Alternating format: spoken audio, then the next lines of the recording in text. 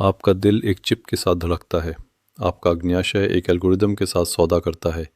आपकी आंख एक कैमरे के साथ रोशनी को कोड में बदलती है और आप आईने में देखते हैं और सोचते हैं, क्या मैं अभी भी मैं हूँ या मैं और मेरे उपकरण एक साझा जीवित प्राणी हैं।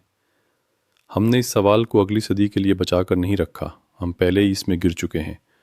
1958 में जब पहले प्रत्यारोपण योग्य हार्ट पेसमेकर की कहानी सुनाई जा रही थी, तो उस दौर की सर्जिकल संस्कृति की तुलना आज से करने पर एक ही वाक्य दिमाग में आता है, समस्या सिर्फ तकनीक नहीं है, समस्या रफ्तार है।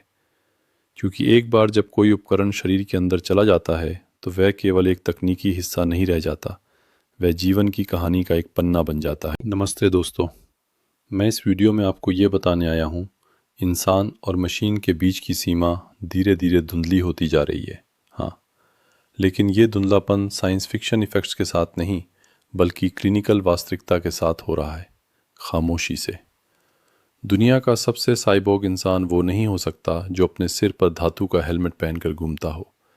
कभी कभी दुनिया का सबसे साइबोर्ग इंसान वो हो सकता है जो अपने दिल में एक छोटा उपकरण लेकर रात के खाने के लिए घर पहुंचने की कोशिश कर रहा हो। इसे 2 लेन वाले हाईवे की तरह समझे। पहली लेन मैकेनिकल और इलेक्ट्रॉनिक है, pacemaker, defibrillator, heart support pump, closed loop insulin system. दूसरी लेन बायोलॉजिकल और बायो इंजीनियरिंग है, मरीज की अपनी कोशिकाओं से बने ऊतक, स्कैफोल्ड्स पर उगाए गए ढांचे, 3D बायोप्रिंटिंग के साथ तैयार किए गए जीवित ऊतक के हिस्से। ये दोनों लेन एक ही लक्ष्य की ओर जा रही हैं, शरीर की केवल मरम्मत करना नहीं, बल्कि शरीर को फिर से डिज़ाइन करना। पहले दिल से शुरू करते हैं। पेसमेकर वास्तव में एक सरल विचार है। ये दिल की लय की निगरानी करता है और आवश्यकता पड़ने पर विद्युत उत्तेजना प्रदान करता है। लेकिन सरल विचार दुनिया बदल देते हैं, और यहाँ भी ऐसा ही है। इसके अलावा आज नई पीढ़ी के लीडलेस पेसमेकर तार को ख़त्म कर सकते हैं और सीधे दिल के अंदर रखे जा सकते हैं। ये सर्जिकल दृष्टिकोण और जटिलताओं के प्रकार दोनों को बदल देता है। हम अपने दिल को काव्यात्मक रूप से टूटा हुआ बताते थे, अब हमारा दिल सचमुच एक एरर कोड दे सकता है। और इस एरर कोड को न केवल डॉक्टर बल्कि निर्माता कंपनी भी एक लॉक के रूप में देख सकती है। इसीलिए इंसान मशीन की सीमा धुंधली है, क्योंकि जैसे ही सीमा त्वचा के नीचे जाती है, कानून भी अंदर जाता है, सुरक्षा भी अंदर जाती है और निजता भी अंदर जाती है। अब अग्न्याशय की ओर चलते हैं, जिसे हम कृत्रिम अग्न्याशय कहते हैं। वो अक्सर असली अंग की तरह प्लग एंड प्ले नहीं होता है। ये एक टीम गेम की तरह अधिक है। एक सेंसर जो लगातार ग्लूकोज को मापता है, एक पंप जो इंसुलिन देता है, और उनके बीच निर्णय लेने वाला एल्गोरिदम। लूप यहाँ बंद होता है, ग्लूकोज बढ़ता है, सिस्टम खुराक को एडजस्ट करता है, ग्लूकोज गिरता है, सिस्टम ब्रेक लगाता है। इन प्रणालियों को क्लिनिकल परीक्षणों और वास्तविक जीवन में ग्लूकोज के लक्ष्य दायरे में समय बढ़ाने और हाइपोग्लाइसीमिया को कम करने जैसे लाभों के लिए जाना जाता है। सोचने वाले पहलू यहाँ हैं। यदि कोई एल्गोरिदम आपके ब्लड शुगर को मैनेज करता है तो इच्छा कहाँ शुरू और ख़त्म होती है? खाने का फैसला आपका है, लेकिन शरीर में भोजन के परिणाम पर किसका हाथ है? क्या ये आप हैं, उपकरण हैं, या आप दोनों का मिलन है? जिसे हम इंसान कहते हैं, वो शायद केवल निर्णय लेने वाला दिमाग नहीं है। ये वो है कि निर्णय शरीर में कैसे प्रकट होता है। आइए बायोनिक अंगों पर आते हैं, जिसे हम बायोनिक हाथ और पैर कहते हैं। वह मोटर, सेंसर, सॉफ्टवेयर और तंत्रिका तंत्र के बीच स्थापित एक अनुवाद लाइन है। सबसे क्लासिक तरीका सतह के इलेक्ट्रोड के साथ मांसपेशियों की विद्युत गतिविधि को पढ़ना और इस संकेत के साथ कृत्रिम अंग को नियंत्रित करना है। लेकिन क्षेत्र इससे संतुष्ट नहीं है। लक्षित मांसपेशी रीइनर्वेशन जैसी सर्जिकल तकनीकों के साथ तंत्रिका संकेतों को अधिक पढ़ने योग्य बनाया जाता है, और कुछ प्रणालियों में तंत्रिका को फीडबैक प्रदान करके स्पर्श की भावना को बहाल करने का प्रयास किया जाता है। अधिक उन्नत उदाहरणों में चलने जैसी निरंतर गतिविधि के न्यूरोमस्कुलर चक्र की नकल करने के लिए एगोनिस्ट एंटागोनिस्ट मायोन्यूरल इंटरफेस और साथ में बायोनिक लिम्ब कंट्रोल का प्रदर्शन किया गया है। यहाँ महत्वपूर्ण शब्द है निरंतर, यानी एक बार का कमांड नहीं, बल्कि शरीर की लय में बहने वाला एक नियंत्रक। और सबसे दिलचस्प बात यह है, वैज्ञानिक अब ना केवल गति वापस दे रहे हैं, बल्कि ये मेरा अंग है की भावना को मापने की कोशिश भी कर रहे हैं। इसे प्रोस्थेटिक एम्बॉडीमेंट कहा जाना है। इसके स्वामित्व की भावना और एजेंसी की भावना जैसे आयाम हैं। तो क्या आपका दिमाग उस उपकरण को एक बाहरी उपकरण मानता है या वो इसे शरीर के स्कीमा में शामिल करता है? ये वही जगह है जहाँ इंसान मशीन की सीमा धुंधली होती है, क्योंकि सीमा एक पेंच लाइन नहीं है, ये एक धारणा की रेखा है। आइए आंखों को देखें। रेटिना इम्प्लांट मोटे तौर पर ये करते हैं। वे कैमरे के साथ छवि लेते हैं, इसे प्रोसेस करते हैं और बिजली के साथ रेटिना या संबंधित तंत्रिका ऊतक को उत्तेजित करते हैं। आर्गस 2 जैसे सिस्टम को FDA द्वारा मानवीय उपयोग छूट के तहत मंजूरी मिली थी। हालांकि बाद में उत्पाद की स्थिरता, रखरखाव और सहायता जैसे मुद्दों पर गंभीर बहस हुई। इस घटना ने हमें याद दिलाया कि शरीर में प्रवेश करने वाली तकनीक केवल सर्जरी के साथ समाप्त नहीं होती है। ये समर्थन की एक कहानी है जो दशकों तक चल सकती है। अब हम दिमाग पलाते हैं, क्योंकि सीमा के सबसे संवेदनशील हिस्से में दिमाग है, जिसे हम न्यूरो इम्प्लांट कहते हैं। वो वास्तव में नया नहीं है।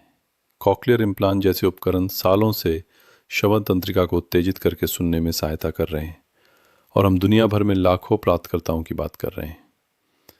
डीप ब्रेन स्टिमुलेशन पार्किंसन जैसी बीमारियों के लिए मस्तिष्क के विशिष्ट क्षेत्रों में इलेक्ट्रोड रखता है और विद्युत उत्तेजना प्रदान करता है। अब ये क्षेत्र अनुकूली विचार की ओर बढ़ रहा है। मस्तिष्क के संकेत को सुने, उसके अनुसार उत्तेजना को समायोजित करें। कुछ क्लिनिकल और पद्धतिगत प्रकाशन इस बात पर चर्चा करते हैं कि इस दृष्टिकोण को कैसे प्रोग्राम किया जाता है, किन संकेतों को लक्षित किया जाता है और निजीकरण की चुनौतियां क्या हैं। तो आपके साथ ले जाने वाले ब्रेन पेसमेकर का विचार एक रूपक होना बंद हो जाता है और एक इंजीनियरिंग डिज़ाइन में बदल जाता है। ब्रेन कंप्यूटर इंटरफेस, जिसे हम BCI कहते हैं, वह एक ऐसी प्रणाली है जो मस्तिष्क की विद्युत गतिविधि को मापती है और उसे एक कमांड में अनुवादित करती है। यह माप सिर की खाल से, एक वाहिका के अंदर से, मस्तिष्क पर रखे सतह इलेक्ट्रोड के साथ या मस्तिष्क के अंदर माइक्रो इलेक्ट्रोड के साथ किया जा सकता है। जैसे जैसे इन्वेजिवनेस बढ़ती है, सिग्नल की गुणवत्ता बढ़ती है, लेकिन सर्जिकल जोखिम और दीर्घकालिक स्थायित्व जैसी अन्य लागतें सामने आती हैं। दीर्घकालिक इम्प्लांट प्रदर्शन, स्थिरता और सुरक्षा जैसे मुद्दे इस क्षेत्र की सबसे महत्वपूर्ण बाधाएं हैं। आइए एक ठोस उदाहरण दें। 2021 में नेचर में प्रकाशित एक अध्ययन में मोटर कॉर्टेक्स से लिए गए संकेतों को मानसिक लिखावट की गतिविधियों का विश्लेषण करके टेक्स्ट में डिकोड किया गया था। इस तरह के अध्ययन सोच के साथ लिखने के विचार को एक रोमांटिक वाक्य से इंजीनियरिंग समस्या में बदल देते हैं। 2023 में नेचर के तरीके में ही भाषण इरादे के संकेतों से तेज और व्यापक शब्दावली की ओर बढ़ने वाले उदाहरण प्रकाशित हुए थे। 2024 में NEJM में प्रकाशित और पबमेड के माध्यम से ट्रैक किए जाने वाले एक उदाहरण में ALS जैसी स्थिति में भाषण इरादे के संकेतों से टेक्स्ट बनाने और वॉइस सिंथेसिस के साथ इसे फिर से आवाज़ में अनुवाद करने वाले सिस्टम की सटीकता और अंशांकन गति पर चर्चा की गई थी।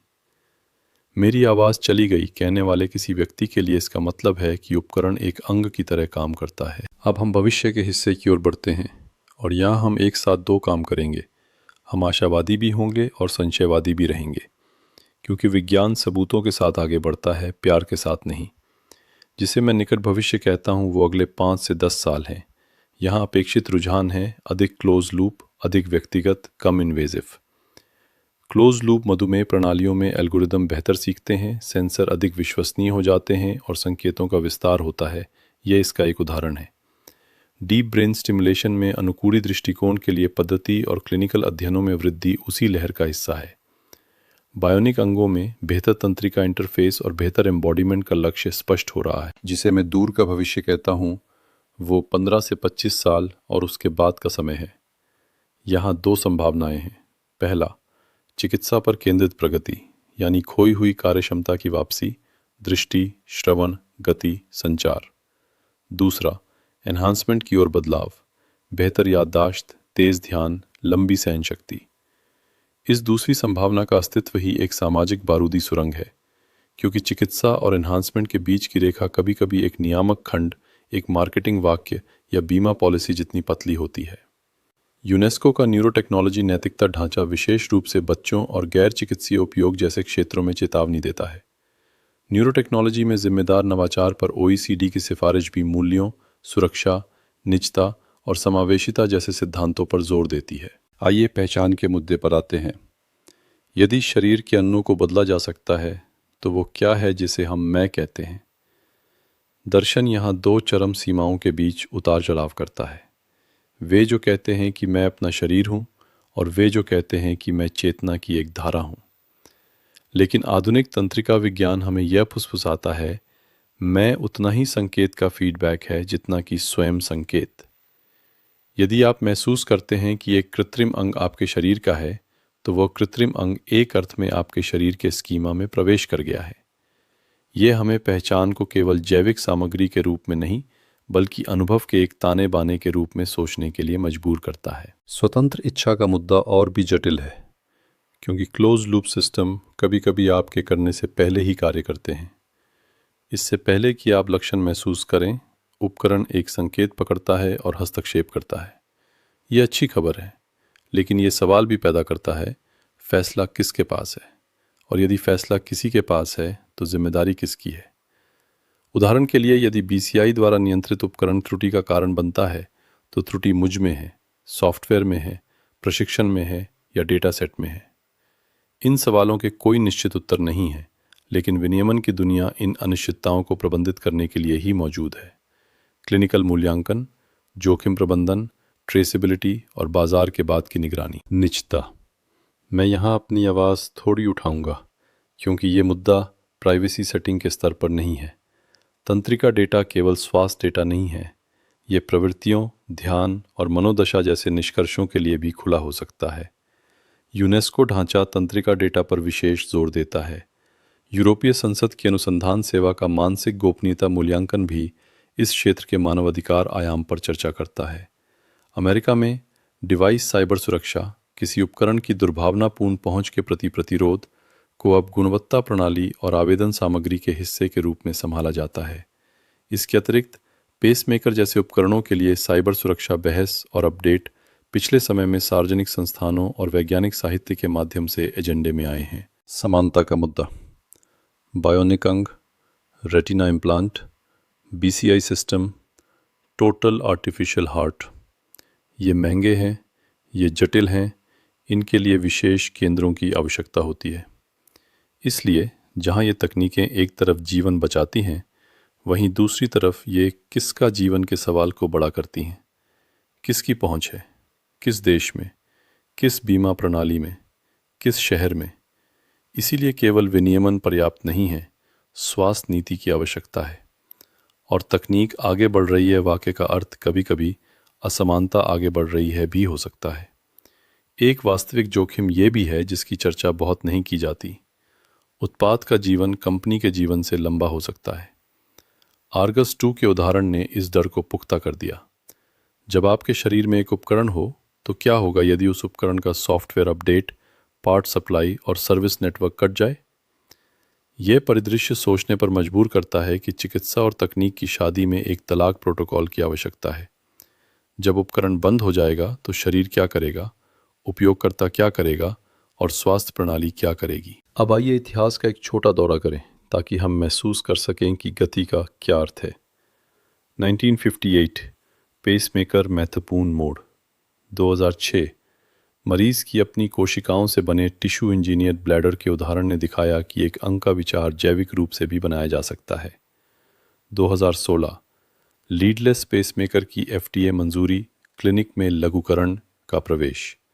2019 प्रमुख क्लिनिकल प्रकाशनों के साथ क्लोज्ड लूप इंसुलिन सिस्टम मुख्य धारा के करीब पहुंचे।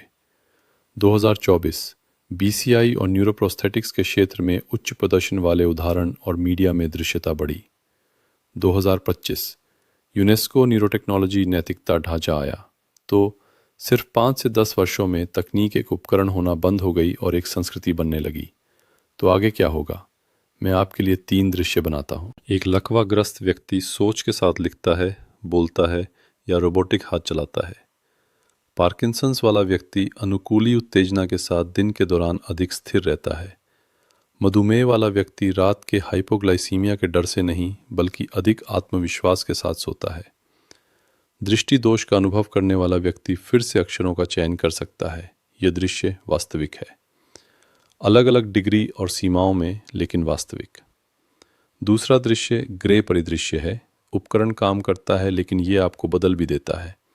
कभी सकारात्मक, कभी अजीब। ये आपकी आदतों को बदल देता है। ये आपके जोखिम की धारणा को बदल देता है। ये आपकी आत्म धारणा को बदल देता है। जैसे जैसे प्रोस्थेटिक एम्बॉडीमेंट बढ़ता है, उपकरण खोने का डर भी एक तरह के नुकसान की भावना में बदल जाता है। यहाँ जब तकनीक शरीर में प्रवेश करती है तो वह मनोविज्ञान में भी प्रवेश करती है। तीसरा दृश्य बुरा परिदृश्य है। आपके उपकरण को सपोर्ट नहीं मिलता, इसे अपडेट नहीं किया जाता, साइबर सुरक्षा की कमजोरी है, डेटा का दुरुपयोग किया जाता है, या पहुंच इतनी महंगी है कि समाज में मरम्मत किए गए और अपग्रेड किए गए जैसे नए वर्ग बन जाते हैं। मैं ये नहीं कह रहा हूँ कि यह दृश्य निश्चित रूप से होगा, लेकिन ये संभव है, और चूंकि ये संभव है, आज इसके बारे में बात करना उचित है।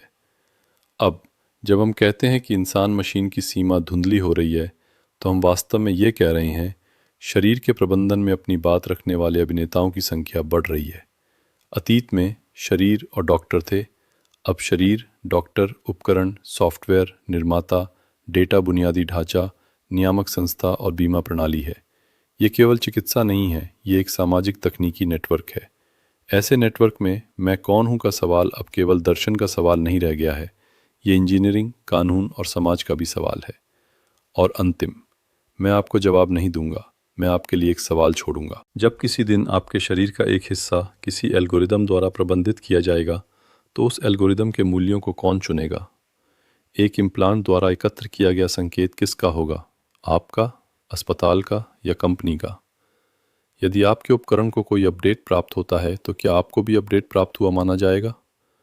जब कोई कृत्रिम अंग वास्तव में आपके शरीर का महसूस किया जाता है, तो क्या उसका टूटना किसी वस्तु का टूटना है या किसी अंग की चोट है? और सबसे कठिन सवाल, यदि इंसान होने की कोई सीमा है, तो क्या वो सीमा त्वचा के ऊपर है, त्वचा के नीचे है, या वहाँ है जहाँ निर्णय और अनुभव बुने जाते हैं?